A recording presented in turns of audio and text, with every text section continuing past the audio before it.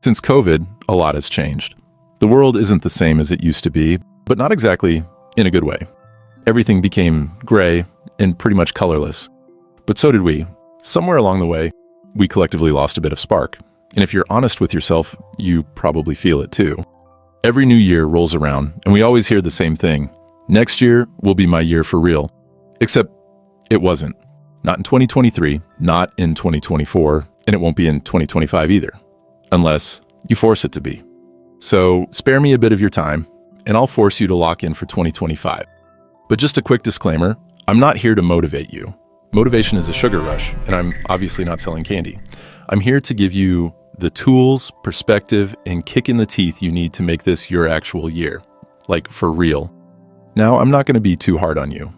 I know you've been trying. Or at least you think you have. Maybe you started a bulking plan, but quit after 2 weeks because life got busy. Or you set goals, but they were vague enough to be ignored, like, I want to be better. Better at what? Breathing? You've been doing that since birth. See, trying isn't enough if you're half-assing it. You're not failing because life is unfair, even though, yeah, it is. You're failing because you're waiting for life to miraculously align itself around your vibes. But it won't. You're the one who's got to align themselves with their goals. And to align yourself, you'll need to start where it matters most. Your time. You're probably used to saying, I don't have time. That's funny because you had time to scroll TikTok for 3 hours yesterday. You had time to rewatch the same show for the 4th time because it's absolute cinema. You had time to stare at the ceiling thinking about how you have no time. Did you see it? You have time. You're just bad at using it. If we do the math, you have 24 hours in a day. Let's say you sleep for 8 hours, if you're lucky, work or college for up to 8 as well, and spend 2 hours eating and existing. That leaves 6 hours. Now ask yourself, what am I doing with them?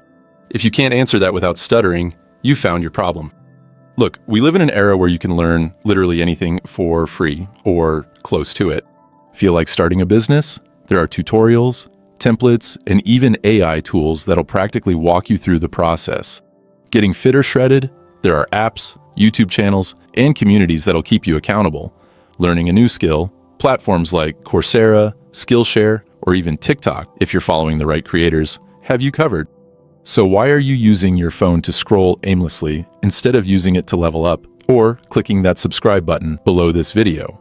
Technology isn't the enemy here. You are. Your phone is a tool, but if you treat it like a toy, it'll treat you like a joke. But even then, tools are just tools. They're still pretty useless without a plan. Which brings us to my next point, systems. Saying, I want to save money is cute, but what's your plan? Are you tracking expenses? Automating savings? Or are you just hoping your bank account will surprise you like a physics exam on Monday? The same goes for fitness, learning, relationships, everything. Goals are basically useless without systems. Systems are what make you show up on the days you don't feel like it. They're the boring routines that actually get results. They're the meal preps, the study schedules, the workout plans. They're what separate the people who achieve from the people who talk about achieving. And while we're at it, let's quickly address the ugly grind and why you should embrace it. Most of what will make you successful is not exciting. It's boring. It's repetitive. It's waking up early to work out when you'd rather sleep. It's saying no to plans so you can study. It's putting in effort when no one's clapping for you. The grind isn't supposed to feel good. It's supposed to feel necessary. And the sooner you stop expecting every step to be fun, the sooner you'll start seeing results. Of course, the grind doesn't have to be the good old-fashioned way. Time's changed. You need to be aware and recognize the massive potential and opportunities sitting right in front of you. But you know what else is massive? We are now living in the most resource-rich era of all time. There's no excuse for being ignorant or stagnant. You want to make more money? Lots of money-making opportunities are everywhere. You want to learn coding, public speaking, singing, dancing, drawing, editing, animating, writing, talking to girls, touching grass? Free tutorials exist. You want to get better at anything? Google it. Even if it's not always accurate, you'll still learn something. Do you see it now? You're not struggling because there's a lack of opportunities. You're struggling because you're not grabbing them. And no scrolling through success content isn't the same as actually taking action. You might be watching this video and listening to my advice, but are you actually putting in the work? Stop being a boring, passive consumer of inspiration and start being an active participant in your own life. That being said, there's still one problem. You see, people avoid taking real action because of this one particular idea of balance.